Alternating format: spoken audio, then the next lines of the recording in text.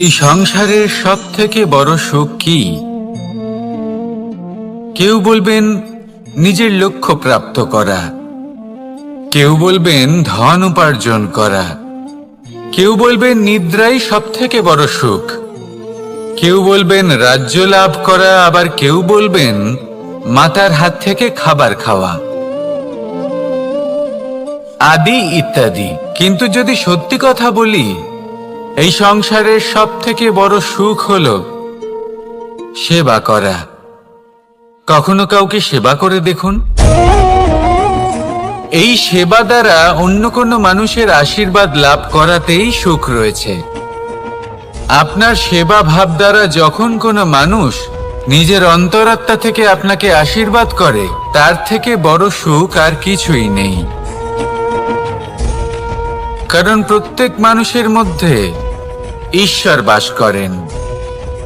নরের সেবাই হলো নারায়ণের সেবা। নিষ্কাম সেবা করাই হলো সব থেকে বড় সুখ। তাই নিজের অন্তরে সেবার এই ভাব জাগ্রত করুন। যে সুখের কথা আমি বলছি, সেই সুখ অনুভব করেই দেখুন। এই মন সুপ্রসন্ন হয়ে বলবে, রাধা রাধা। বাহ! পুষ্পের সুবাস আমার খুব ভালো লাগে। অত্যন্ত সুন্দর হয় এই পুষ্প। এইভাবে চারিদিকে পুষ্প দেখে মন আনন্দিত হয়ে ওঠে। এবার আপনারা ভেবে দেখুন, আমার চারিদিকে পুষ্প নয়, আগুন আছে। তাহলে কি হবে? আমার শরীর কি জ্বলে যাবে না? অবশ্যই জ্বলবে। শরীরকে কি আগুনের তাপ সহ্য করতে হবে না? অবশ্যই সহ্য করতে হবে। এটাই হলো প্রকৃতির নিয়ম। এই নিয়ম কিন্তু আমরা সবাই জানি, কিন্তু আমাদের মধ্যে বেশিরভাগ মানুষ এই বিভ্রান্তি নিয়ে বাঁচি যে এই যে প্রকৃতির নিয়ম, তা আমার ওপর প্রযোজ্য নয়। তা কিন্তু নয়। আমাদের চতুর্দিকে এই যে নিসর্গ রয়েছে, আমরা তার কতটা ক্ষতি করি সেটা একবার ভেবে দেখুন। আমরা বনাঞ্চল জ্বালিয়ে দিই, বায়ু দূষিত করি, জল দূষিত করি, প্রাণীদের হত্যা আমরা করি। কেন? এই নিসর্গ আমরা নষ্ট করি, যদিও আমরা জানি যে আমরাও হলাম এই নিসর্গেরই অংশ। এবার দেখুন, শরীরের কোনো অংশে যদি আগুন ধরান, আস্তে আস্তে সমস্ত শরীরও জ্বলে যাবে। সেইভাবেই নিসর্গ যদি নষ্ট হয়ে যায়, তাহলে মনুষ্য জাতিও নষ্ট হয়ে যাবে। তাই এই যে নিসর্গ আপনি দেখছেন, এই পুষ্প, এই বৃক্ষ, বায়ু, জল, এদের সকলকে রক্ষা করুন, নষ্ট নয়। মনে রাখবেন, যদি নিসর্গ থাকে মানুষ থাকবে, যদি নিসর্গ থাকে তাহলেই জীবন থাকবে। আসুন আমার সাথে ভালোবেসে বলুন, রাধা রাধা। এই সংসারে সবাই বলেন আমি অর্জুনের মতো হয়ে উঠতে চাই। সবাই চায় যে তারাও যেন অর্জুনের মতো গান্ডীব লাভ করে। তারাও চায় যে তাদেরকেও মহাদেব এসে পশুপতি অস্ত্র দান করবেন। তারাও এটাই চায় মহাভারতের মতো মহাসংগ্রামে বিজয়ী হতে। কিন্তু সবাই ভুলে যান যে অর্জুন যা হতে পেরেছিলেন, সবকিছুই অর্জন করেছিলেন। যদি আপনিও অর্জুনের মতো গান্ডীব লাভ করতে চান, তবে আপনাকেও তার মতোই শ্রেষ্ঠ কাঠ নির্বাচন করতে হবে। সেই কর্ম আপনাকেই করতে হবে। তার প্রত্যঞ্চা যাতে তীব্র হয়, তার জন্য আপনাকে সর্বশ্রেষ্ঠ দড়ি খুঁজে বের করতে হবে। আপনার বাণ যাতে ঘাতক হয়, সেই জন্য আপনাকে নতুন নতুন ধাতু খুঁজে বের করতে হবে। সেই শিক্ষা আপনাকে লাভ করতে হবে, তবেই আপনার ইচ্ছে পূর্ণ হবে। অর্জুন হওয়া বড়ই সরল, যদি আপনি কিভাবে অর্জন করতে হয় তা জানেন। শুধুমাত্র স্বপ্ন দেখেন যারা, তারা কখনোই অর্জন করতে পারবেন না। কিন্তু যদি কেউ অজ্ঞাতবাস ভোগ করতে পারে, যদি কেউ লাক্ষাগৃহ থেকে পালিয়ে বাঁচতে পারে, যদি কেউ কঠোর তপস্যা করতে পারে, প্রতীক্ষা করতে পারে এবং পরিশ্রম করতে পারে, তাহলে সে অর্জুন অবশ্যই হয়ে উঠবে। যদি আপনি অর্জুন হয়ে উঠতে চান, তাহলে কর্ম করতে শিখুন আর আমার সাথে ভালোবেসে বলুন, রাধা রাধা। জীবন থাকলে লক্ষ্য অবশ্যই থাকবে। যদি লক্ষ্য থাকে, তার পথ অবশ্যই থাকবে। যদি পথ থাকে, তাহলে বাধা অবশ্যই থাকবে।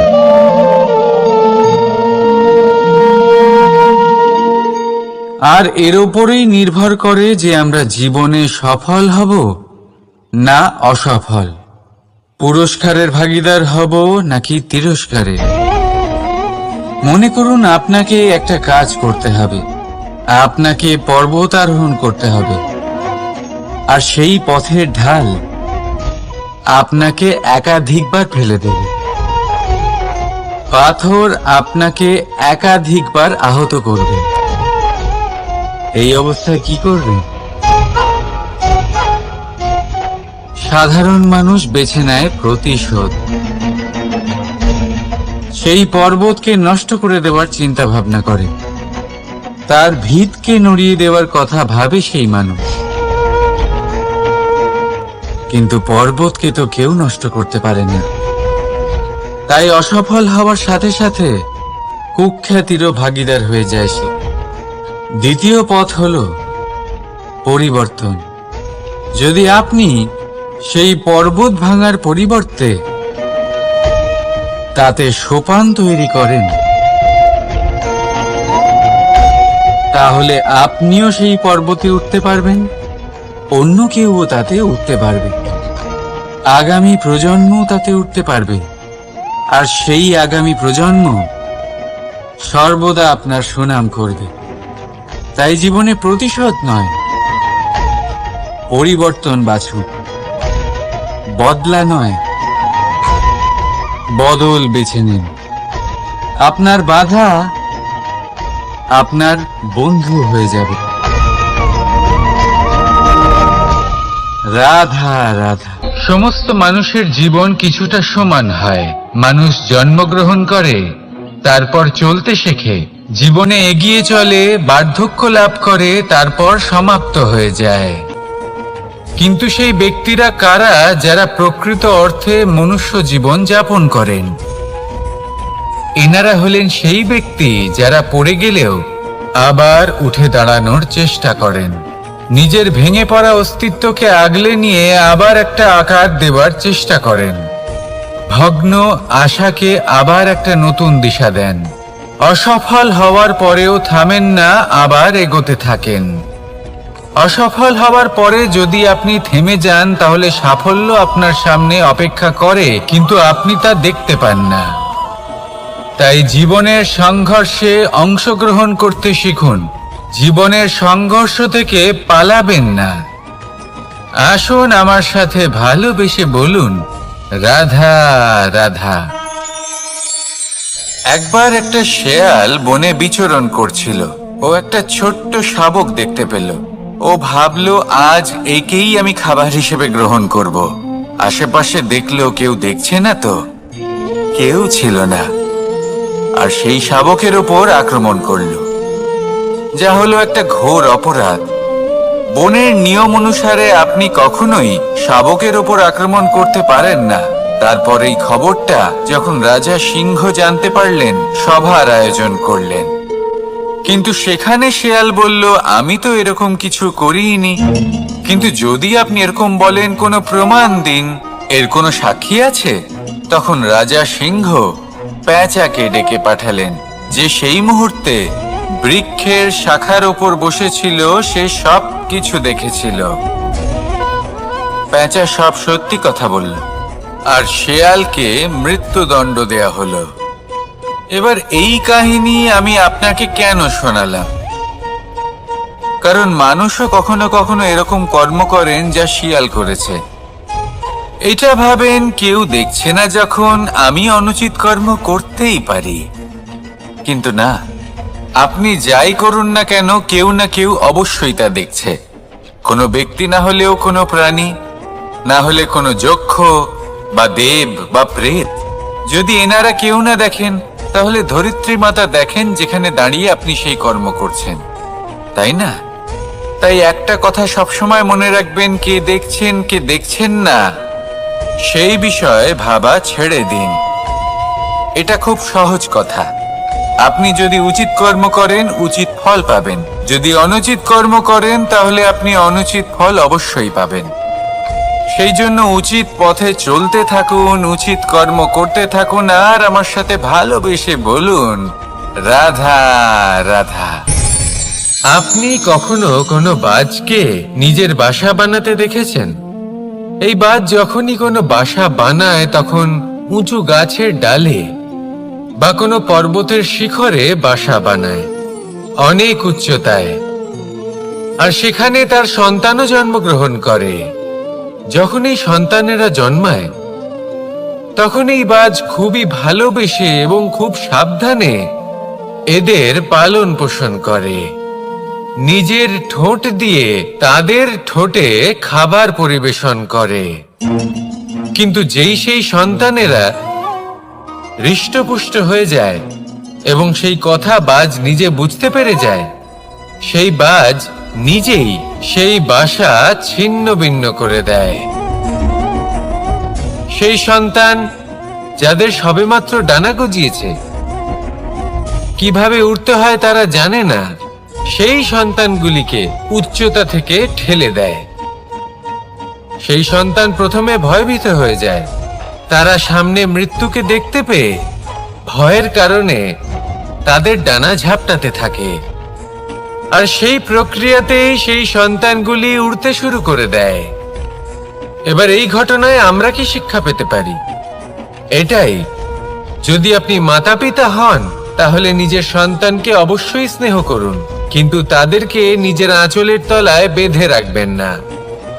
যদি আপনি চান আপনার সন্তান জীবনে উন্নতি করুক, তাহলে নিজের মুঠো থেকে তাদের স্বতন্ত্র করে দিন, এই সংসারে সংঘর্ষ করতে দিন। সেই সন্তান নিজেই বুঝতে পারবে যে জন্মের সময় পাওয়া ডানা কি করে ব্যবহার করতে হয়। আর আপনার চোখের সামনে আপনার সন্তান এই আকাশে উড়তে থাকবে। তাহলে আসুন আমার সাথে ভালোবেসে বলুন, রাধা রাধা। সংসারে সবচেয়ে পবিত্র মানা হয় গঙ্গা জলকে। কখনো ভেবে দেখেছেন কেন? কারণ গঙ্গা জলের আবির্ভাব অত্যন্ত শুদ্ধ হয়, তার জন্ম শুদ্ধ হয়, যেখান থেকে তার শুরু সেটাই শুদ্ধ হয়। আর শুরুটা শুদ্ধ হওয়া অত্যন্ত আবশ্যক। আমাদের জীবনে সবই শুরু হয় আমাদের ভাবনা থেকে। নিজের ভাবনাকে শুদ্ধ রাখুন, কারণ এই ভাবনা থেকেই আবির্ভাব হয় শব্দের। আপনার শব্দ শুদ্ধ রাখুন, কারণ এই শব্দ দ্বারাই আপনার কাজ সম্পন্ন হয়। আপনার কাজ শুদ্ধ রাখুন, কারণ এই কাজ দ্বারাই তৈরি হবে আপনার স্বভাব। স্বভাব থেকেই তৈরি হয় আপনার অভ্যাস, আর অভ্যাস থেকে তৈরি হয় আপনার চরিত্র। আর এই চরিত্র সংসারের সমক্ষে এক আদর্শ হয়ে ওঠে। তাই ভাবনা থেকে আদর্শের এই যাত্রা শুভ তখনই হয়ে ওঠে যখন আপনার ভাবনা শুদ্ধ হয়। এই সংসারে, এই জীবনে নিজের ভাবনা শুভ রাখলে, শুদ্ধ করলে আপনার মন সুপ্রসন্ন হয়ে বলবে, রাধা রাধা। মানুষ জন্মগ্রহণ করে, তার সাথে ভয়েরও জন্ম হয়। ছোটবেলা থেকেই আমাদের মনে কোনো না কোনো প্রকারের ভয় থেকেই যায়। কেউ এই বিষয়ে ভয় পায় যে তার কোনো বস্তু তার থেকে দূরে চলে যাবে। কেউ এই বিষয়ে ভয় পায় যে আমি নিজেকে হারিয়ে ফেলব। কেউ এই ভেবে ভয় পায় যে আমার প্রিয়জনেরা তারা যেন আমার থেকে দূরে না চলে যায়। কেউ এই ভেবে ভয় পায় যে আমরা যেন পথ না হারিয়ে ফেলি, আদি ইত্যাদি। কিন্তু সত্যি কথা বলতে, ভেবে দেখুন এই ভয় বাস্তবে কি? শুধুই একটা মনস্থিতি, আর কিছুই নয়। যা কিছু আপনি জীবনে পেয়েছেন তা একদিন আপনাকে হারাতে হবে। এই জীবন হলো আপনারই, কিন্তু তাও একদিন সমাপ্ত হবে। তাই ভয় পেয়ে কি লাভ? এই ভয় শুধু আপনাকে জীবন যাপন করা থেকে বাধা দিচ্ছে, আর কিচ্ছু নয়। পথ হারিয়ে ফেললেই বুঝতে পারবেন যে নতুন পথ কিভাবে বানাতে হয়। কিছু মানুষকে জীবন থেকে হারালে তবেই আপনি বুঝবেন যে আপনার আপনজনকে। এই ভয়ের কারণে ভীত হয়ে থাকবেন না। এই তারা নক্ষত্র অন্ধকারের অভাবে গুরুত্ব হারায়। শিবকেও মহাদেব হবার জন্য বিষপান করতে হয়েছিল। প্রত্যেক পরিস্থিতি, প্রত্যেক সাফল্য আপনার পরীক্ষা নেবে। তাতে উত্তীর্ণ হওয়া হলো আপনার কর্ম। যখনই আপনি ভয় পাবেন বা সংকটের সম্মুখীন হবেন, তখন সাহসের সাথে তার সম্মুখীন হন। মনে রাখবেন, যে সম্মুখীন হতে জানে সাফল্য তার সাথে সবসময় থাকে। আসুন আর আমার সাথে ভালোবেসে বলুন, রাধা রাধা। আমাদের হাতটা দেখুন। এই হাতে 5টা আঙুল আছে, যা ভিন্ন ভিন্ন ধরনের। একরকম কেন নয়? কারণ হলো প্রত্যেকের নিজের নিজের গুরুত্ব আছে, নিজের নিজের মাহাত্ম্য আছে। এরা ভিন্ন, তাই একত্রিত হয়ে মুষ্টিবদ্ধ করা সম্ভব, যার দ্বারা আমরা আত্মরক্ষাও করতে পারি, আবার আক্রমণও করতে পারি। যদি 5টি আঙুল সমান হতো তাহলে মুষ্টিবদ্ধ হতে পারত না, নিজেদের মধ্যে বিভ্রান্তির সৃষ্টি করত।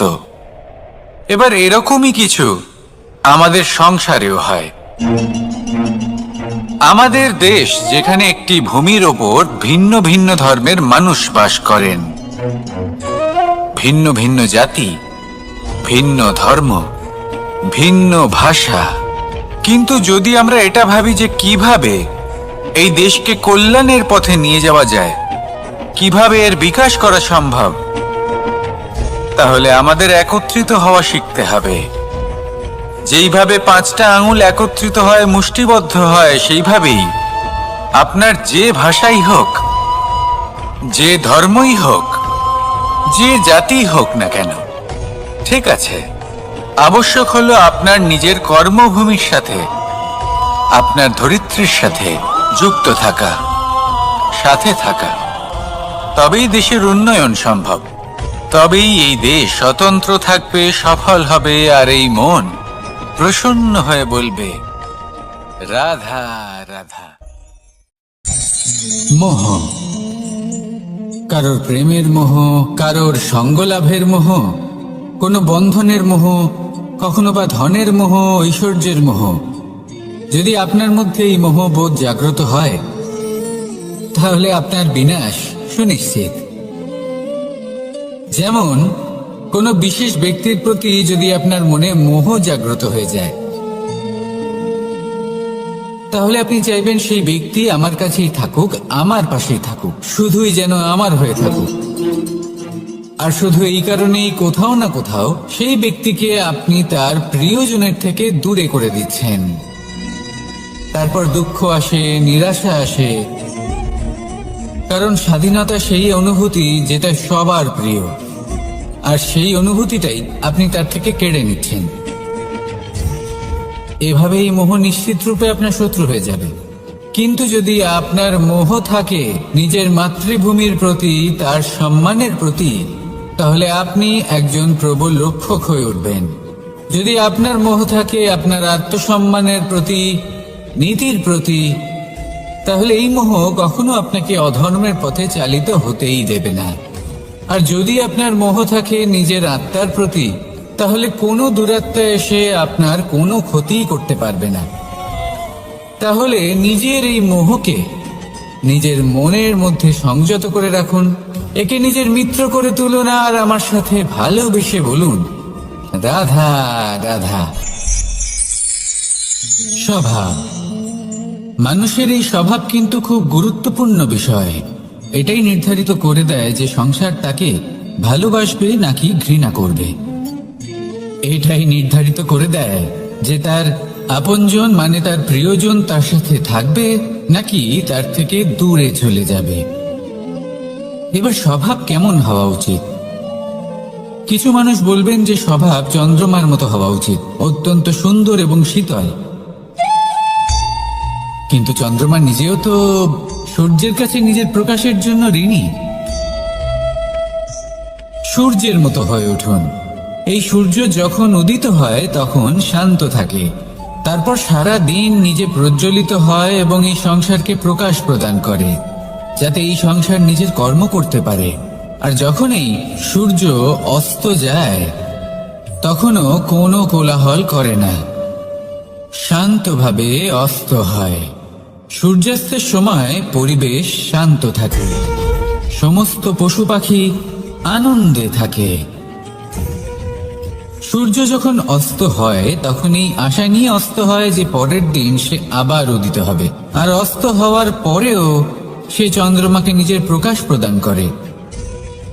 যদি আপনিও নিজের উত্থানের সময় অহংকার না করেন এবং নিজের পতনের সময় দুঃখী না হন, আর জীবনে অন্ধকার ঘনিয়ে আসার পরও আপনি অন্যদের সাহায্য করেন, তাহলে সূর্যের মতো আপনি আবার উদিত হবেন, এই সংসারকে প্রকাশ প্রদান করতে পারবেন, সাফল্য লাভ করতে পারবেন।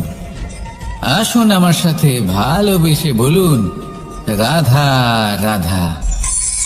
আজ আমরা কথা বলবো মানুষের আরো একটা খুব বড় শত্রুর বিষয়। তার নাম হলো ক্রোধ। এই ক্রোধ হলো একটি জ্বলন্ত কয়লার মতো, যেটা প্রজ্বলিত করে আপনি যার দিকেই ছুঁড়ে মারুন না কেন সবার আগে কিন্তু আপনারই হাত পুড়ে যাবে। কিন্তু কখনো কখনো এই জীবনে রাগ দেখানোটাও খুব অবশ্যম্ভাবী হয়ে পড়ে। যেমন ধরুন, যদি আমরা কথা বলি সেই ক্রোধের যা আসে যখন আপনি ধর্মকে রক্ষা করছেন, অধর্মের বিরুদ্ধাচরণ করছেন, সত্যের হয়ে রুখে দাঁড়াচ্ছেন, মাতৃভূমির মঙ্গলের কথা ভেবে চলেছেন, নিজের প্রিয়জনদের মঙ্গলের বিষয় ভেবে চলেছেন, তখন ক্রোধের জন্ম হওয়া খুবই স্বাভাবিক আর কোনোভাবেই অনুচিত নয়। কিন্তু যদি তখনও আপনার মনে ক্রোধ জন্ম না নেয়, তাহলে এর অর্থ হলো যে আপনি কোথাও না কোথাও দুর্বল। এই ক্রোধ নামক শত্রুকে যদি মিত্র করে তুলতে হয়, তাহলে পরিস্থিতির সম্যক ধারণা, বিবেক আর ধৈর্য, এই তিনেরই প্রয়োজন। তাই এই ক্রোধকে নিজের মিত্র করে তুলুন আর আমার সাথে ভালোবেসে বলুন, রাধা রাধা। যদি নিজের কথা বলি, তাহলে আমার এই নিয়ে অভিযোগ নেই যে জন্মের পরেই আমাকে মা বাবার থেকে দূরে চলে যেতে হলো। আমার এই নিয়েও অভিযোগ নেই যে একজন মামা যিনি ভাগ্নের জন্য নিজের প্রাণও ত্যাগ করতে পারেন, সেই মামাই আমার প্রাণ কেড়ে নেওয়ার জন্য প্রত্যেক সম্ভাব্য প্রচেষ্টা করলেন। এই নিয়ে অভিযোগ নেই যে মহাযোদ্ধা হওয়া সত্ত্বেও আমাকে সারথি হওয়ার চয়ন করতে হলো। বরং আমি কৃতজ্ঞ, মামা যতই আমার প্রাণ কেড়ে নেওয়ার চেষ্টা করুক, আমি নিজের আত্মরক্ষা করতে পেরেছি। প্রথমে মথুরা ছাড়তে হলো, তারপর বৃন্দাবন ছাড়তে হলো, কিন্তু দ্বারকাকে নির্মাণ করার সুযোগটা আমি পেয়েছি। আমি কৃতজ্ঞ যে একজন সারথি হিসেবে ধর্মস্থাপনের এই রথ আমি এগিয়ে নিয়ে যেতে পেরেছি, এই সংসারকে গীতার জ্ঞান প্রদান করতে পেরেছি। দেখুন, জীবন সেই একই আছে, কিন্তু দৃষ্টিভঙ্গি কতটা গুরুত্বপূর্ণ। এই অভিযোগ আপনাকে জীবনে বাধা দেবে, দুঃখী করে তুলবে, কিন্তু কৃতজ্ঞতা বোধ সেটা আপনাকে একটা সুযোগ দেবে, সেই জীবনকেই আরো আনন্দের সাথে যাপনের সুযোগ। এই সুযোগে সদ্ব্যবহার করুন আর আমার সাথে ভালোবেসে বলুন, রাধা রাধা।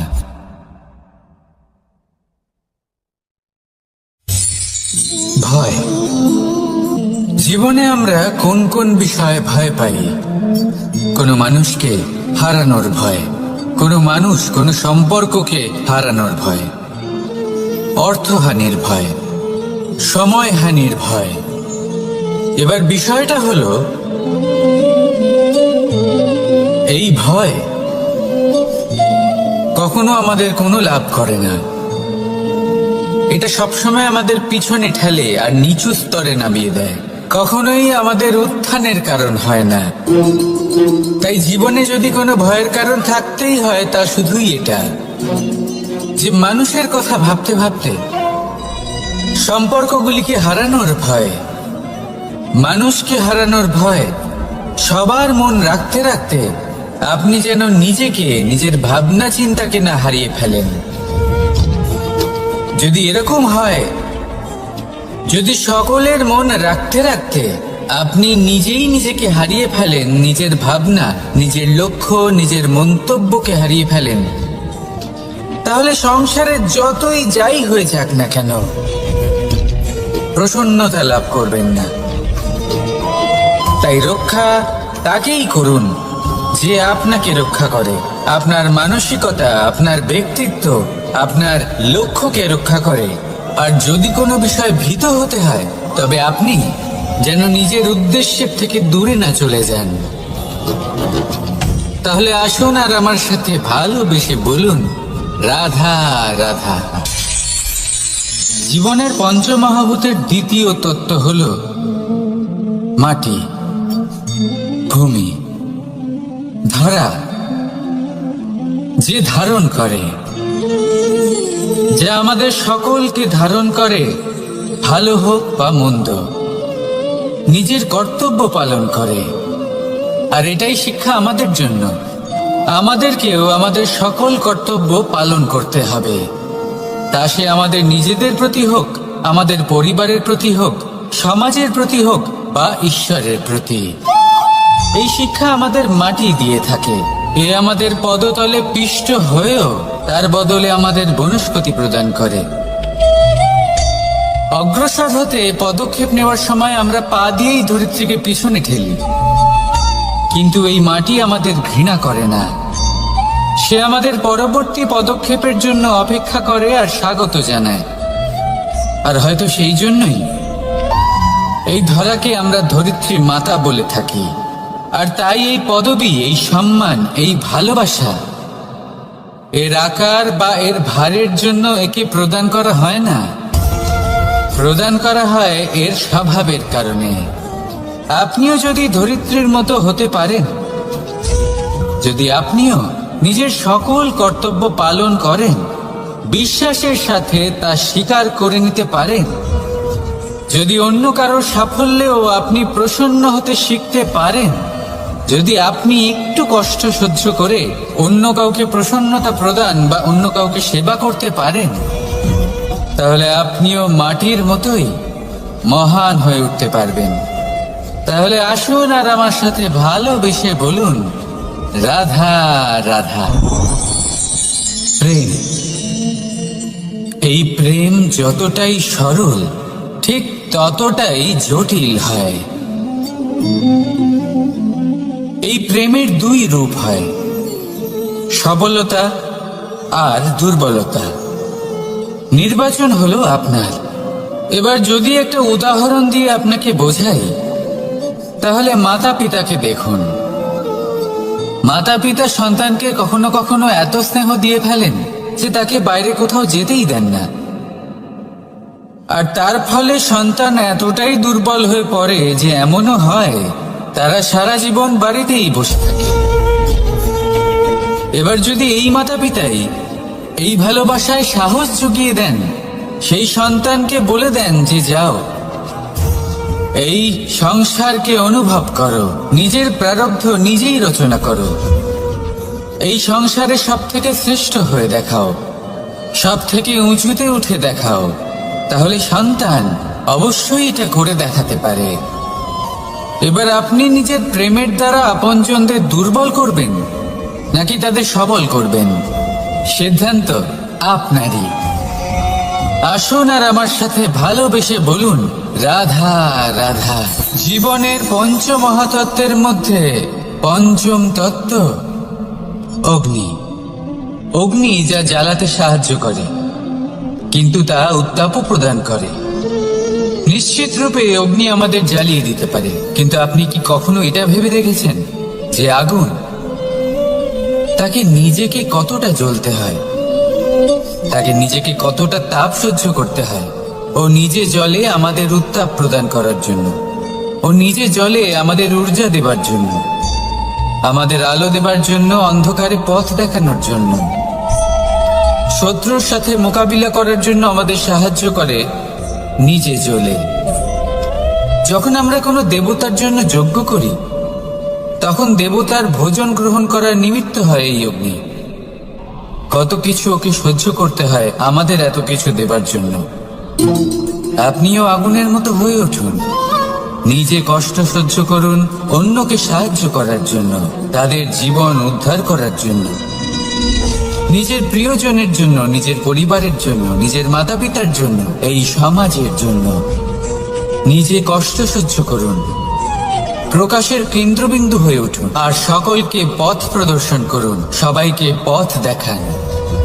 যেদিন আপনি আগুনের মতো হয়ে উঠবেন, সেই দিন ঠিক যেমন অগ্নিকে পুজো করা হয়, আপনিও সেইভাবে পূজনীয় হয়ে উঠবেন। যেমন সকল শুভকর্মে, সকল যজ্ঞে, সকল পুজোতে অগ্নিকে স্মরণ করা হয়, সেইভাবেই সকল শুভকর্মে আপনাকেও স্মরণ করা হবে। আর যেদিন আপনি এরকম হয়ে উঠবেন, সেই দিন জীবনের বাস্তব মর্ম কি আপনি তা বুঝতে পারবেন। তাহলে আসুন আর আমার সাথে ভালোবেসে বলুন, রাধা রাধা। জীবনের পঞ্চমহাভূতের মধ্যে একটা তত্ত্ব হলো আকাশ। আকাশ যা কিনা নিরাকার, যার কোনো আকার নেই। আকাশ যা হলো অনন্ত। আর আমাদের সবসময় মনে হয় যে এই আকাশ আমাদের সাথে জড়িয়ে রয়েছে। কেন? এবার এই আকাশ আমাদের জন্য কি না করে। আকাশ আমাদের ওড়বার স্বাধীনতা দেয়। আকাশ মেঘকে ধারণ করে যাতে আমাদের তৃষ্ণা মিটতে পারে। এই আকাশ সূর্য এবং চন্দ্রকে তার যথাস্থান দেয়, যাতে আমরা প্রকাশও পেতে পারি, আবার অন্ধকারও, যাতে আমাদের জীবনে সামঞ্জস্য বজায় থাকে। আকাশের থেকে অনেক কিছুই শেখার রয়েছে। যদি আমরাও আকাশের মতো হতে পারি, আমাদের আপনজনদের সেই স্বাধীনতা দিতে পারি যাতে তারা উড়তে পারেন, যাতে তারা নিজেদের স্বপ্ন পূরণ করতে পারেন, যার ফলে তারা নিজেরাই এই জীবনকে অনুভব করতে পারেন, নিজের পায়ে দাঁড়াতে পারেন, তাহলে ভাবুন আমাদের অস্তিত্ব কতটা বড় হয়ে যাবে। যদি আপনি আকাশের মতো হতে পারেন, তাহলে আপনিও আকাশের মতোই অনন্ত হয়ে উঠবেন। তাহলে আসুন আর আমার সাথে ভালোবেসে বলুন, রাধা রাধা। জীবনের পঞ্চমহাভূতের মধ্যে একটা তত্ত্ব হলো বায়ু। বায়ু যাকে কিনা দেখা যায় না, বরং তাকে কিন্তু আমরা অনুভব করতে পারি। আর একে সব থেকে বেশি অনুভব করতে পারি তখন যখন বায়ু কম থাকে। বায়ু যদি লুপ্ত হয়ে যায়, তাহলে তখনই আমরা বুঝতে পারি যে বায়ু তো নেই, এ তো সমস্যার ব্যাপার। এবার এই বায়ু দ্বারা আমরা কি শিক্ষা পাই? এই বায়ু আমাদের এই শিক্ষা দেয় যে আমাদের কখনোই অহংকার করা উচিত নয়। আমরা সকলেই কখনো না কখনো চাই যে আমাদের শ্রেষ্ঠতা, আমাদের যোগ্যতা, আমাদের মাহাত্ম্য এই সংসার বুঝতে পারুক। আর নিজের মাহাত্ম্য প্রমাণ করার জন্য শক্তি দেখানোর কোনো প্রয়োজন নেই। কারণ যখন কোনো ব্যক্তি, এই সমাজ, এই সংসার আপনাকে নিজের থেকে দূরে করে দেবে, আপনার থেকে দূরে চলে যাবে, তখন আপনার মাহাত্ম্য কি তার আভাস সে নিজে থেকেই অবশ্যই পেয়ে যাবে। আপনার কিছুই করার প্রয়োজন নেই। বায়ুর মতো হয়ে উঠুন।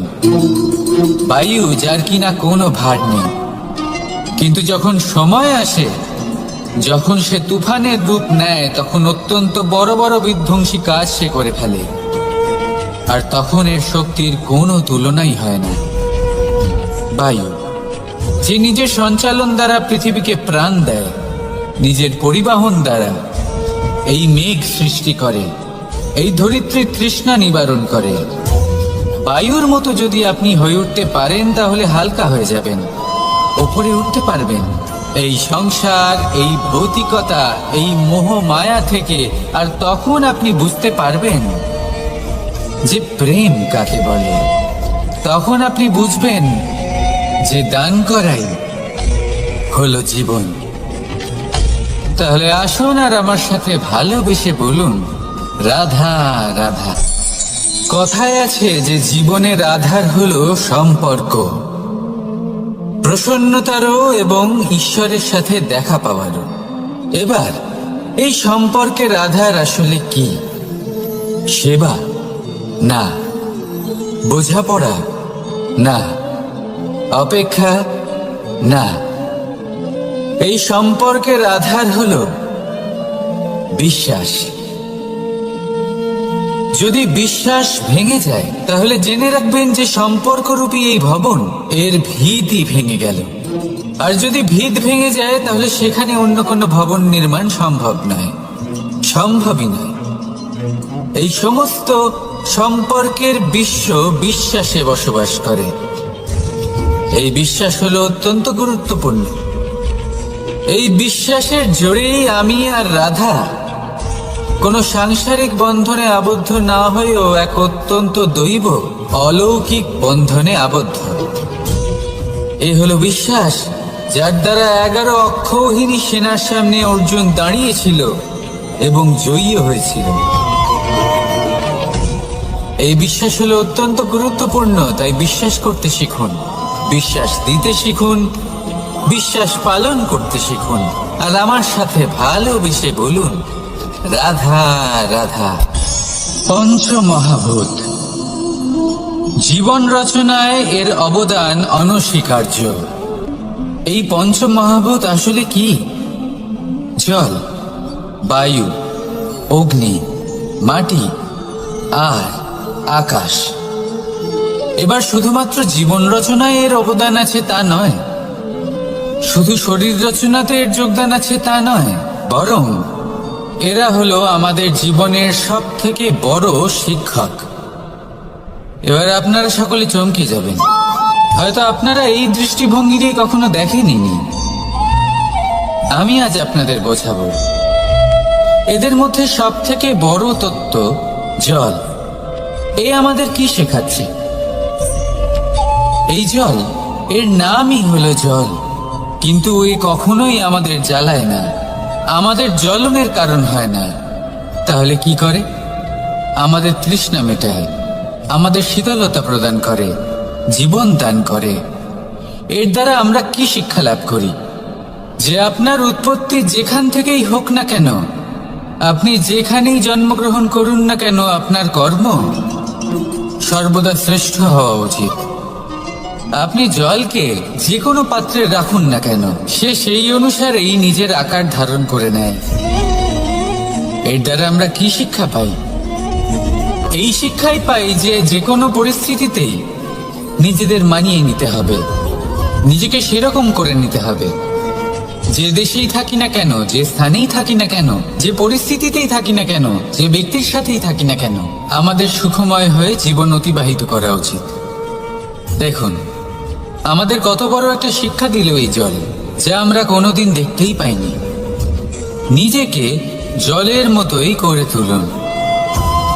সুখের ধারায় স্বাচ্ছন্দ্যে প্রবাহমান হতে থাকবেন আপনি। নিজের আকারকে ভেঙে ফেলুন, নিজের সীমা লঙ্ঘন করুন। আপনি অবশ্যই একদিন মহানুভবতা অনুভব করবেন। তাহলে আসুন আর আমার সাথে ভালোবেসে বলুন,